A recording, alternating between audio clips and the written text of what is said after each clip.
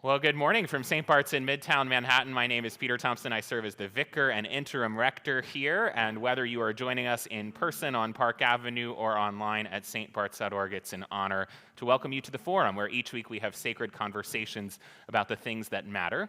And this morning, it's no accident that this is programmed on the same weekend that we're launching the 2026 Pledge campaign. We are excited to have with us our own member, Alex Johnston, who is the founding partner of Building Impact Partners, where he helps people give away their money. He is also the author of Money with Meaning, which is available in our bookstore, and I think we should have some books here at the end for those of you who are in person if you'd like to buy them right here in the Great Hall. If not, they will definitely be available in the bookstore. And as I told Alex, you can also hear the audiobook version, which I did over the last week, and I had Alex's voice in my ears throughout the week, which was very fun. Alex is married to Caroline Lombardo, who is also a member of St. Bart's, and they are the parents of 3 boys who are all very involved in St. Bart's: Henry, Hugh, and Charles. Alex, thanks so much for being here this morning. Thank you, Peter. And I really appreciate the chance to be with you in this community in a somewhat different way, perhaps bringing some of my professional experience to bear. I'm used to coming into this space really wearing a different hat, so it's fun not to be shepherding my kids and making sure they don't have too much at coffee hour.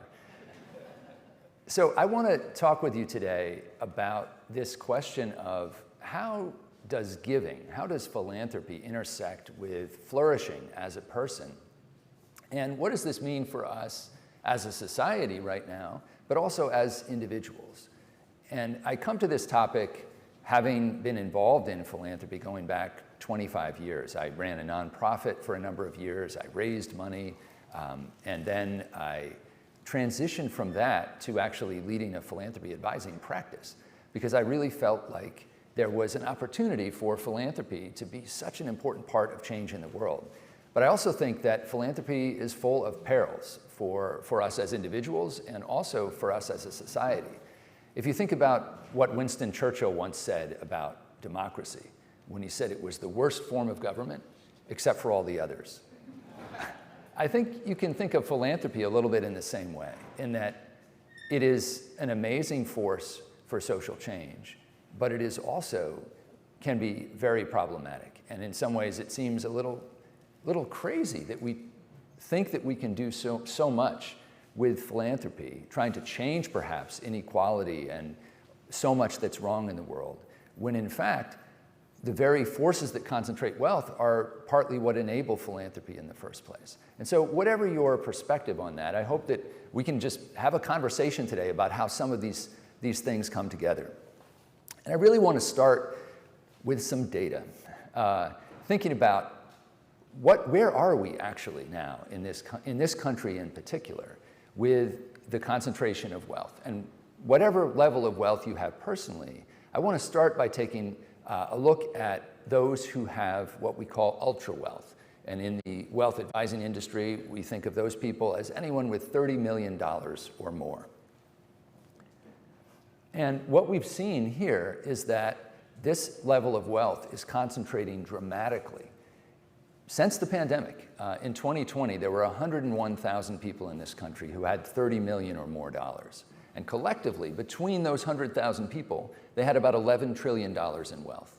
And in 2020, they gave away about $85 billion of that. So that's about 0.75%.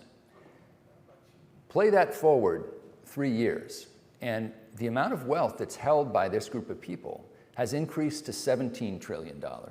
And the number of people with this amount of wealth has increased to almost 150,000. But the amount of giving actually went down by $500 million. It went down to 84.5 billion. And so even as there was a 50% increase in wealth, the amount of giving dropped by 1/3 relative to the total amount of wealth. And you might think, well, this is just a phenomenon that's happening with the ultra wealthy.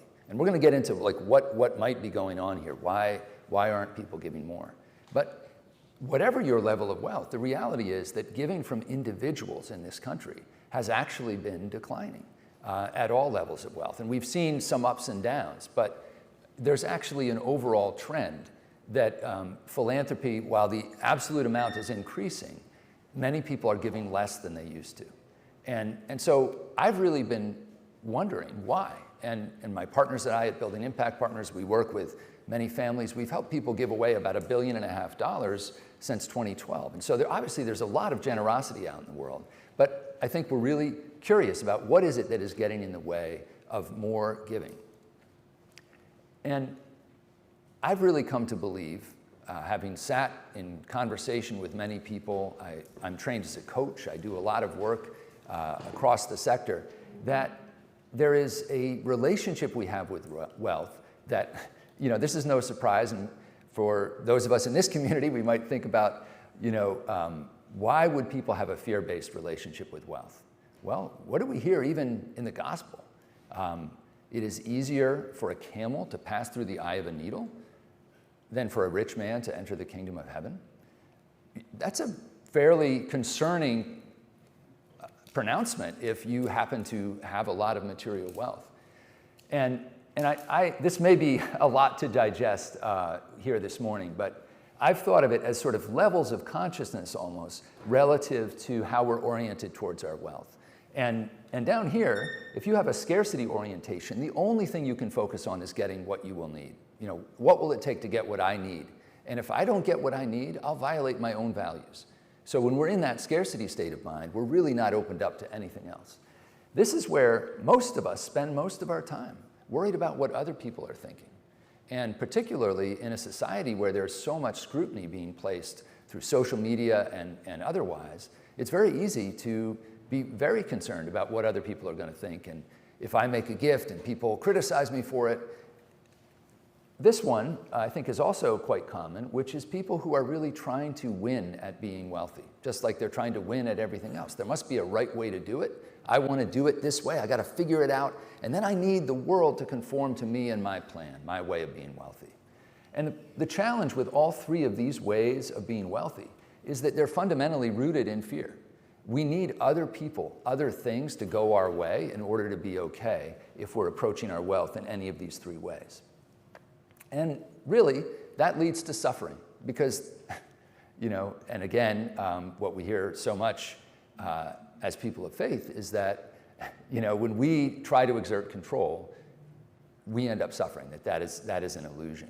And so flourishing, if we can flourish with wealth, I've really come to believe is about an evolutionary or even a self-transcending state of mind. And by the way, this is not news. This has been taught through multiple faith traditions and philosophical traditions going back thousands of years. And I think it's also what we're seeing on the cutting edge of scientific discoveries even to this day. That if we are more flexible in how we appreciate our wealth in all its forms and how we use it creatively across all the areas of our life, including philanthropy, we can actually experience more abundance, peace of mind, joy, and impact. And self-transcending, that's not a state most of us can stay in most of the time. But when our self even falls away and we start to be part of abundance, really transforming the world, that can be some of the most meaningful experiences we ever have. So how do we actually reset our relationship with wealth? If many of us are challenged by a fear-based psychology in much of what we do, this is not just a question for ultra-wealthy folks, it's really a question for all of us, because whatever your level of wealth, chances are, like I do, every day I find myself in toggling between these different states of mind and struggling to get kind of above this line of elevated awareness into the kind of approach to wealth and to life where I can really flourish. And again, I've come to think about the fact that there are so many sayings in our society about how change is so difficult. You can't teach an old dog new tricks, and yet change itself happens like that. But most of us don't have the benefit of, Paul on the road to Damascus, where the voice of God comes down and basically scares us into a totally different way of life. Most of us actually have to figure out how to do this and sort of manage a process of change for ourselves. So if we want to reset how we're relating to our wealth and approach, and I'll say more about how giving, I think, can do this, there's actually the preconditions are really where we tend to get stuck. And our society is set up to not really encourage us to become awake to our own suffering, let alone the suffering of others. to really become aware of what the causes are, and then accept our own agency in doing something different about it. And so this framework applies not only to ourselves, but also to our orientation to society around us. It's very easy to distract ourselves. And I love a good Netflix show. We all have our own ways of doing this, but when you catch yourself sort of dulling out, turning off, and just thinking, you know, I'm like a battery, my energy is down to zero, and I just need to vegetate, you're actually probably not really getting away from it. You're just temporarily holding it at bay. And I know that for myself, the more I've tried to do that, the less it actually works. And so however you find a way to do this, and certainly coaching or therapy or other pathways or a spiritual community, contemplative prayer, you know, when I first started meditating, it was terrifying, just to sort of let the feelings that I was actually experiencing, to actually experience those feelings. And so it really can be something where you stay in this state for quite a while. But as you find a way to become awake, aware, and accepting, you form an aspiration and understanding, and then you can actually elevate your thinking, elevate your action, and move forward. And once you do that, once you get in motion, it can be just a self-sustaining loop. And this is what I find in philanthropy, that there are many, many people who have an aspiration to give who haven't yet really taken full action on it. And once they begin to shift their thinking, once they have an aha, a breakthrough, they get in motion and they experience the tremendous feelings of joy and fulfillment that come with meaningful giving. And that in turn leads them to think about what else they can do and then to take more action. And that when we see people who are really turned on to giving, they don't stop. Chuck Feeney is a famous example of somebody who had $8 billion and spent it down to $2 million. And he passed away just a few years ago. So there are folks who've really gotten into this. But whatever your level of wealth, I think the opportunity through philanthropy, it's an incredible pathway to personal flourishing. And unfortunately, when we see this concentration of wealth that I referred to right at the outset, we really have a challenge, because I think in our society, it is not healthy, it's not safe to actually have the level of wealth concentration that we do now. In the past 40 years, wealth has steadily concentrated, and the top 1% now hold 26% of all wealth in the country. That's up from 16% 40 years ago. The remaining, the bottom 80% has in effect transferred 10%. They went from having 40% to 30%, and the top 1% went from 16% to 26%. And if you have any questions about the politics in our country right now, that statistic alone can explain a lot, I believe. There's a guy, Walter Scheidel, who wrote a book called The Great Leveler, which is about the patterns of wealth inequality over time. He looked across every human civilization that had records enough to tell what the concentration of wealth was. And he found this wave pattern where wealth would concentrate, and then it would suddenly deconcentrate, and then it would reconcentrate.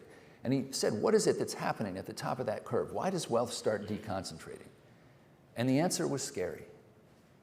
It's the 4 horsemen of the apocalypse. It's mass mobilization warfare, it's revolution, it's plague, it's state collapse. So we are, right now, at a time of peak wealth inequality. And whatever your politics, whatever your feelings about how we got here, it is not a good place to stay. And the mission that we are on at Building Impact Partners is really around, can we, for maybe one of the first times in human history, do this differently? What if we actually got many more resources in flow because people chose to give, rather than because we had some kind of violent cataclysm and like a world war and wealth evaporated in that for that reason? What if we could do that differently? And so that is why we're asking these kinds of questions. And I want to now maybe share some cheerier perspective, which is that there is a lot more abundance in our worlds for each of us individually and collectively than we often think. And so often when we talk about wealth, we're just in our heads, we're thinking about money. But I think it's really important to think about full human wealth. And here I think, when I think about spiritual wealth, I actually think about all 10 forms of wealth. And I'm not a theologian, and I see my folks in the back of the room who may correct me on this, but for me, spiritual wealth encompasses individual capital, physical health, psychological health, ideas, time. This is such an important one. Temporal capital. What do we do with our time? It's also about relational capital. It's about the relationships that are most important to us with our families and our friends, social capital, political capital, cultural capital. It's about physical capital. It's about spaces like this. And the history of this building is actually a really interesting one from this perspective, because there was a time in the history of this church when I believe the thought was maybe that if the church sold the land on which this hall is and built a big tower, there'd be more financial wealth for the church. But here we are today in a space that is used for so many other purposes, that is creating other forms of abundance. And so thinking beyond financial wealth is really important when we think about physical capital, financial capital. And so taking stock of your full abundance is a really important place to start when you think about giving, because we're not just talking about giving away financial wealth. And of course, on this Sunday, when this church is kicking off its stewardship campaign, I would be remiss not to say that financial wealth and financial giving matter. But it is really important not to focus on that solely when you think about your giving, especially when it relates to your personal fulfillment. So I'm throwing a lot of frameworks at you. This is one that is part of forthcoming work that I'm doing. This is not in the book that Peter mentioned, but we're really working on a way of just describing what it looks like to flourish with wealth. And certainly through the lens of philanthropy, sharing wealth is very important, but building it purposefully across all 10 forms of capital is vital. Enjoying it mindfully, so not overindulging, but also not pretending that you don't have it.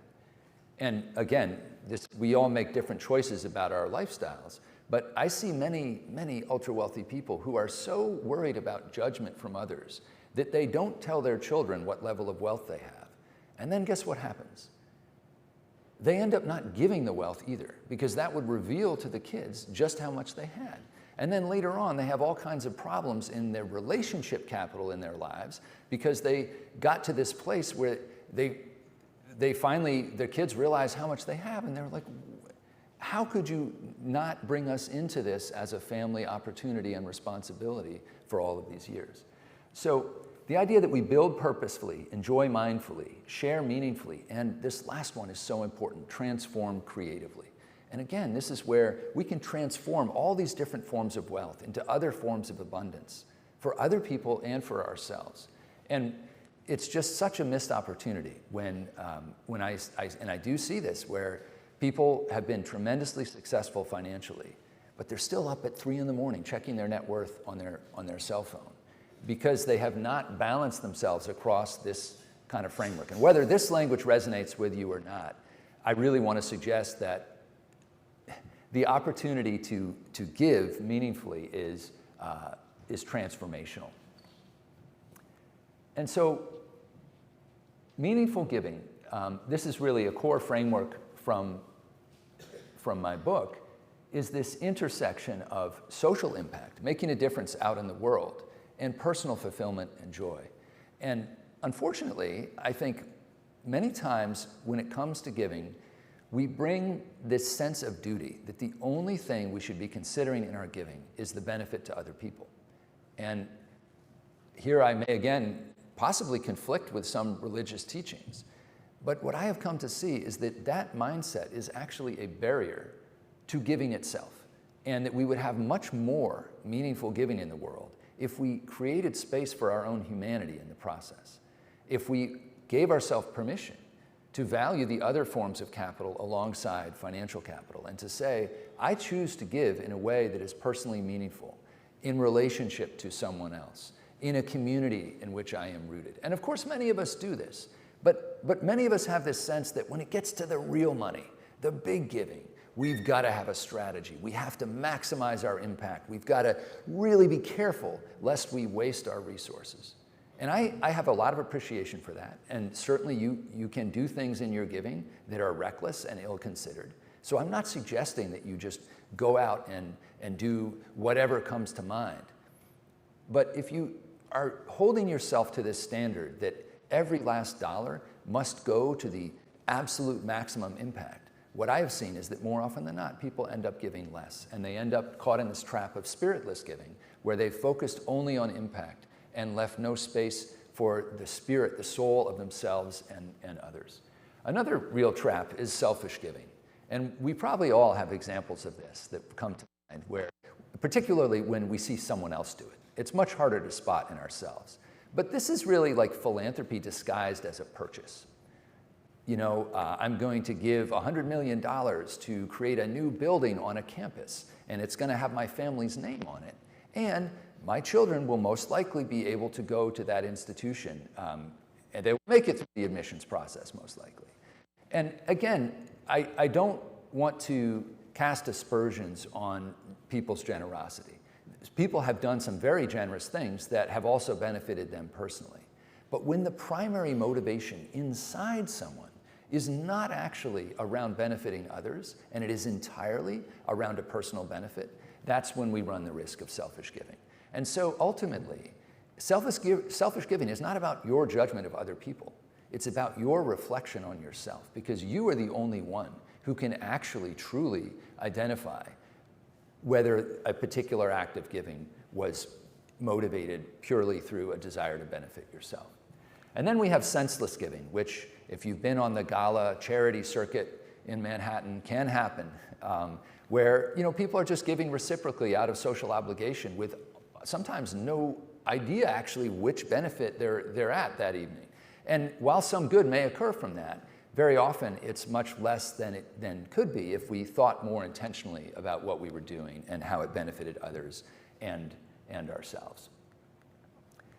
So, as I want to open up for a conversation in a moment, but I'm also just reflecting lately on how important it is to think about when we can give things and actually have more, or certainly no less ourselves. And so money is the classic example of something where if I give it to you, I automatically have less myself.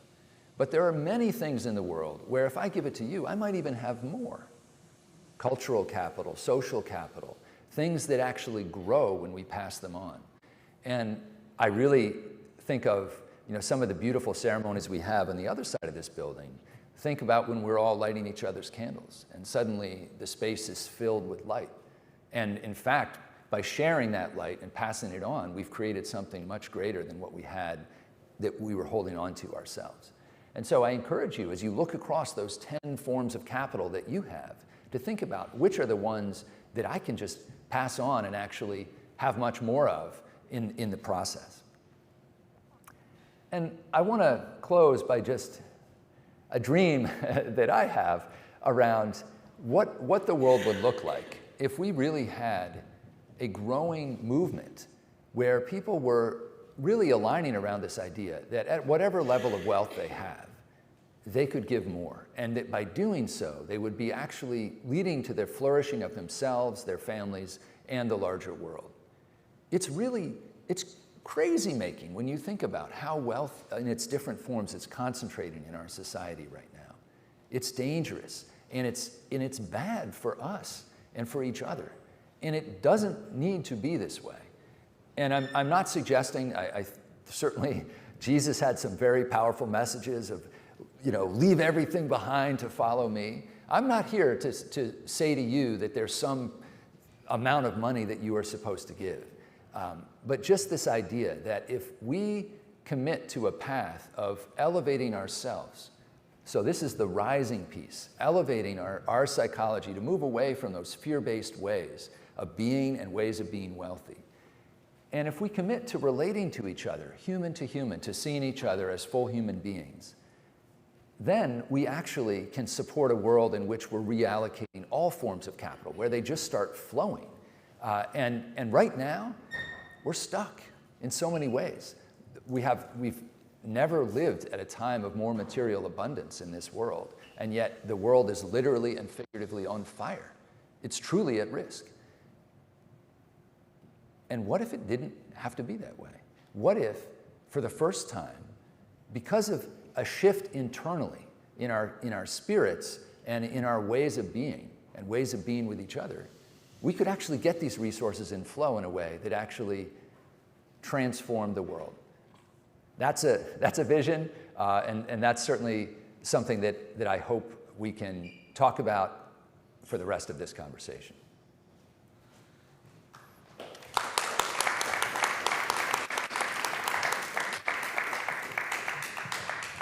Thank you so much, Alex. A lot to think about today. If you have questions for Alex and you're here in the room, you can raise your hand. Conrad Tinney, I believe, is going to come around with question cards. You can fill those out, and he'll bring those up to me. If you're joining us online, you can type your questions into the live chat on YouTube, the comments on Facebook, or anyone can email me, pthompson@stbarts.org. While we're waiting for those questions, Alex, there's a wide range of incomes in this room, a wide range of net worths. For the folks that, materially speaking, have less, what can they learn from your work? For folks who aren't in that ultra-wealthy category, what can we do in terms of how we think of our giving? Well, I think it's striking that when you look at the data, there are a lot of situations in societies where people who are further down on the economic distribution are actually giving far more generously as a proportion of their income and of their wealth. And so there's already a lot of beautiful giving that's happening across the economic spectrum. I think that's the first thing to say. And I also think that when we think about non-financial forms of capital, many people are already incredibly generous. And I find a lot of times people don't think of this as philanthropy. They simply think of it as my neighbor needs a hand getting groceries, and so I'm going to stop by and get their list and go get groceries and bring them back. And that's we think of that just as being a good neighbor. And so I think that it's easy to interpret a lot of positive behavior through the lens of philanthropy. But fundamentally, what we're talking about here is generosity of spirit, and that is something. There's no barrier to that, no matter what your level of wealth. In your book, a name that I think comes up more than any other is Mackenzie Scott. And I wonder if you can talk about why you like her example of giving so much and what she has to teach the rest of us. Yeah, well, I would say that the book in many ways was fan mail to Mackenzie Scott, although her pattern of giving, I think, is not the only one, and certainly not the only one to emulate. But for those who might not be familiar, although many people probably are, I think by now she has given away close to $20 billion over the last 3 to 4 years. So I think her net worth maybe was $60 billion. She's given away a significant portion, and she's done it in a particular way of just moving large amounts of money without a huge process and without a big concerted strategy. She just picked 4 or 5 issue areas that she cared about. She hired some people to find organizations doing great work in that space. And then I know some of them, they just received a phone call that was sort of saying, yep, just want to make sure you're ready, your banking details, and then here's $10 million. But these are one-time gifts by and large. And so if everyone gave that way, it would create challenges for the nonprofit sector. St. Bart's wouldn't turn away a one-time gift, but it certainly would want everyone to keep giving on a regular basis. So I think there's a lot to learn from her, just disruptive spirit of saying, you know what, it actually isn't that hard to give away $20 billion. And she did it. I wonder if you can talk a little bit about how as a society we incentivize giving. I was surprised to learn, because it didn't make the headlines, that in this big, beautiful bill that was passed recently, charitable giving was disincentivized. We took away incentives in the tax code. And I'm wondering if you can talk about both the current state of those incentives and also how we should incentivize giving or not. Well, I think a lot about policy and politics when it comes to the concentration of wealth and the encouragement of philanthropy. But unfortunately, I don't think that right now there is a lot of open road to change or further incent giving.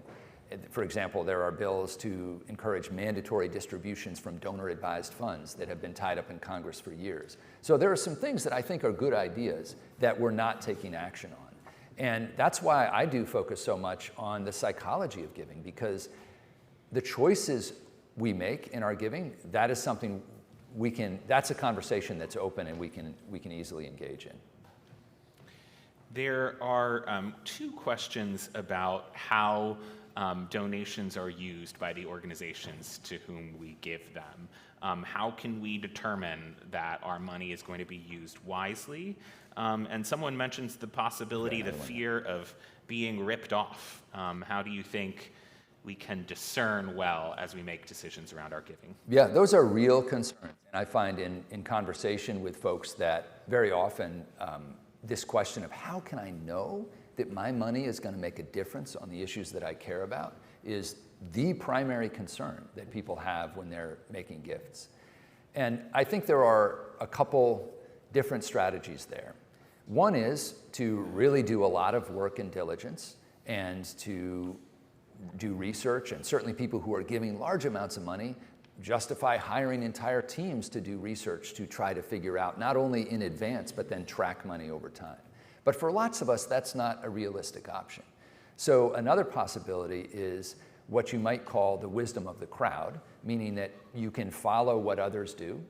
For example, many of us give to the Red Cross at a time of disaster, and we feel, well, lots of other people are doing it. We feel relative comfort because others are doing it. That doesn't mean that there couldn't be an instance where funds are misused.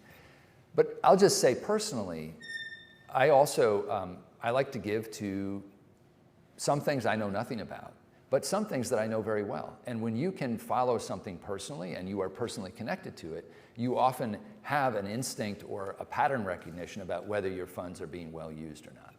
And so that is another avenue that's open. And then fundamentally, I also think it's important to acknowledge that your money can have a difference or make an impact whether you know it or not, whether you can measure it or not.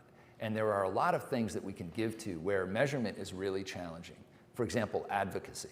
If we want to support policy change over multiple years, it's going to be very hard to know that our $50 contribution made any difference at all. And so there are times when you simply have to make a decision to support something in the spirit that I agree with this direction and I'm hopeful over time that it will be effective.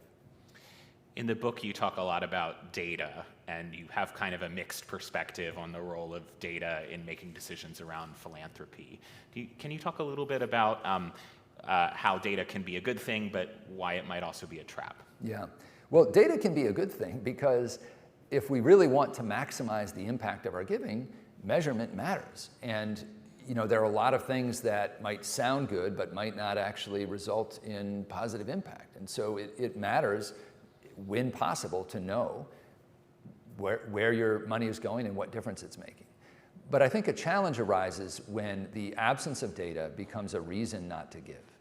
And there are lots of things in the world where measurement is difficult, or we're just not going to know, and where giving becomes an act of faith. And so I think if there is no place for faith in our giving, we are impoverishing ourselves and possibly the world by not taking action in those areas. Question around models of giving. Today we're launching the Pledge campaign, which in some ways is a very traditional model, although in the history of Christianity it's actually newer than people might realize. In an age in which especially young people are drawn to crowdsourcing, GoFundMes, et cetera, how can or should we rethink models of giving?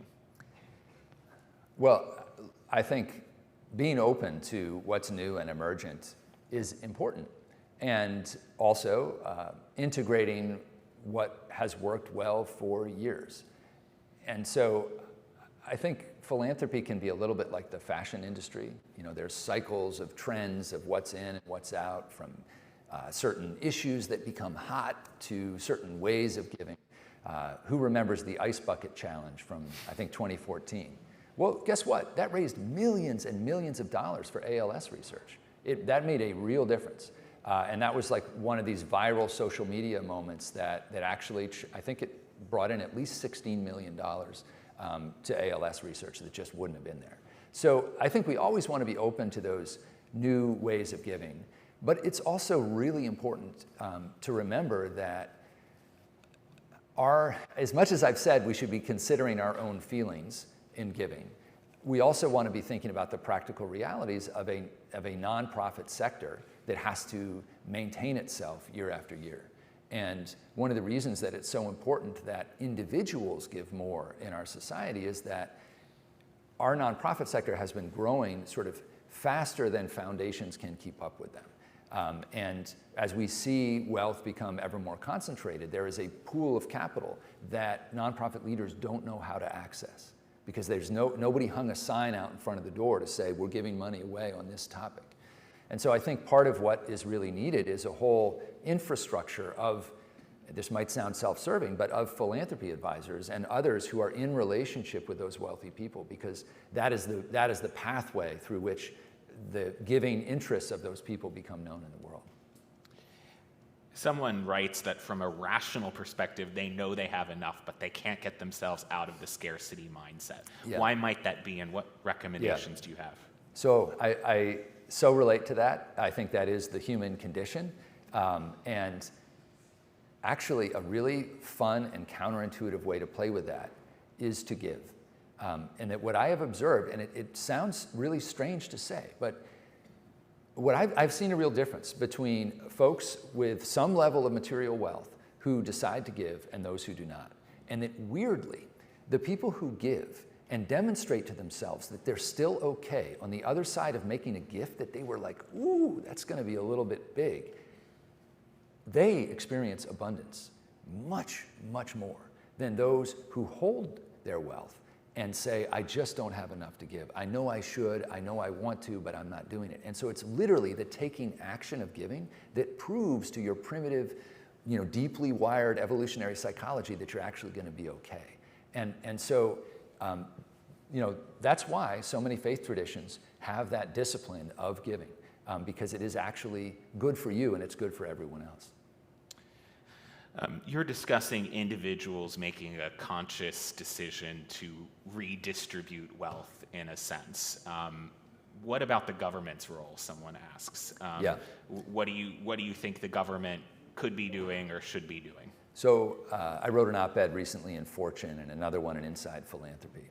And I do believe that we got to this place in our society because of choices that we've made in our policy and in our politics, our tax code, our social safety net. I mean, it's, to me, that seems like a very clear point. And I believe that I don't want to wait however many years it's going to be for the changes at that level to play out in our society, which is why I'm so focused on individual action. So for me personally, it's not that I think that public policy doesn't matter here. I think it matters hugely. But I also think that the path that is open to us right now at a very dangerous moment is actually the individual choices and collective choices that we make about what to do as human beings. And if you really want to change this system, philanthropy-assisted policy change is one of the most effective things you can do with your resources wherever you are on an issue. And if you look at politics and policy in this country right now, you can see the result of long-term investments that folks have made frankly, on both sides of our divide in that structure. Someone wanted us to know about a recent apostolic letter that the new Pope released on caring for the poor, and wondering, you talked a bit about Jesus' teachings, some of which are more practically applicable than others from your perspective.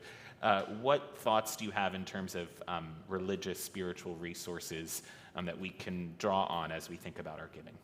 Well, for me, I think contemplative prayer is one of the most powerful practices. And what that means to me is creating space, and whether you call it meditation, whatever you call it, creating space for something outside yourself, to become aware of what is trying to enter through you, to happen through you. How can you be an instrument of impact, a vessel of joy? And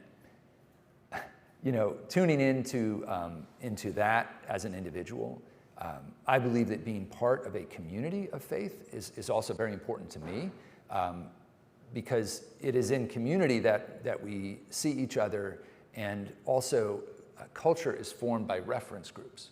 And whoever you surround yourself with matters hugely to your own path as a person, materially and spiritually. All right, I'll fit 2 more questions in. You spoke about the need for philanthropy advising. Someone wonders if Charity Navigator is a useful site and what other resources you might recommend. So there are some great websites out there that just try to provide information for folks about which causes or organizations are effective. I think that I have some caution about some sites that are saying, hey, you know what, the administrative costs of this organization are way higher than that one, and therefore you shouldn't give to an organization whose administrative costs are higher. I think I would just be cautious if you're going to use those websites to be thoughtful about counterexamples. For example, again, an advocacy organization might have really high overhead because it isn't actually a programmatic organization. It's basically a group of people who are going out in the world and trying to inform others about a point of view. So I guess what I'd fundamentally say is if it gives you greater confidence to do some research, then do it. And ultimately, my worry is not that anyone in this room or anyone listening or anyone out there in the world wastes their money by giving it to a charity that engages in fraud, abuse, or ineffective practices. That happens in our society across all parts of our society.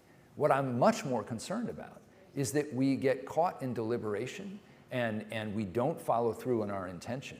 And if we look at the data, that is literally what's happening. We are creating wealth much faster than we are figuring out how to distribute it out back into our society. And that may not be true for you personally, and I'm not suggesting, I'm not discouraging you from doing diligence, but collectively, we need to reset the other direction. Finally, it sounds as if you might be skeptical about effective altruism. It's become more trendy to think about in certain sectors of giving. Thoughts on that approach and how we might do it differently? I'm actually not skeptical of effective altruism. I know and respect a number of effective altruists. Effective altruism is this idea that we should apply utilitarian ideology almost to our giving and calculate the absolute maximum impact for our dollar. So that might mean that we're curing river blindness in a certain part of the world because every dollar there saves a certain number of lives. If that is meaningful for someone, if that is personally fulfilling for someone such that they go all in on their giving, that is fantastic. The only issue I have is that if we think that everyone should give that way and that discourages other people, that is a problem. All right, we'll have to leave it there. Please join me in thanking Alex Johnston. Thank you. Really appreciate this timely discussion. Alex's books are available in the back of the Great Hall. Curry Brinson is there with his books, so you can pick one up, and I'm sure if you're nice to him, he'll sign one for you too. And again, as I mentioned, you can listen to the audiobook version as well. We hope you'll stick around and join us for worship at 11 a.m., either in person or online. And next week, we'll be joined by Mark Beckwith, retired Bishop of Newark, and the Reverend Hope Christensen, who are the co-founders of Faith Leaders Against Gun Violence. And they'll talk about gun violence prevention from a faith-based perspective. We'll see you then. Thanks, Peter. Thank you. I really enjoyed the book.